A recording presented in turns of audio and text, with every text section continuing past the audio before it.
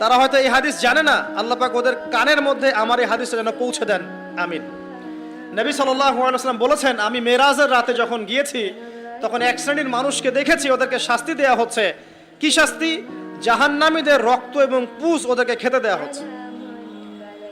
জিবরাইল আলাইহিস সালামকে জিজ্ঞাসা করা হলো যে এরা কারা? তিনি বললেন, এরা আপনার উম্মতের সেই সব ব্যক্তি যারা মাদকদ্রব্য সেবন করত।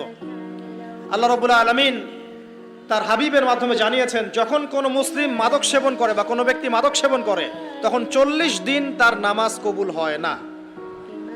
এরপর যদি সে তওবা করে তাহলে আল্লাহ পাক তার তওবা কবুল করবেন ইনশাআল্লাহ। যদি সে আবারও মাদক খায় তওবা করার পর, আবার 40 দিন তার নামাজ কবুল হবে না। যদি সে আবার তওবা করে আল্লাহ পাক আবার তাকে মাফ করে দিবেন। যদি সে আবারও মাদক খায়, আবার 40 দিন তার নামাজ কবুল হবে না। তারপর যদি আবার তওবা করে, আবার আল্লাহ তাকে মাফ করে দিবেন।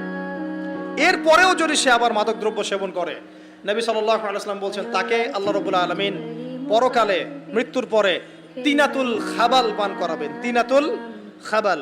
জিজ্ঞাসা করা হল, ইয়া রাসূলুল্লাহ, তিনাতুল খাবাল কি জিনিস?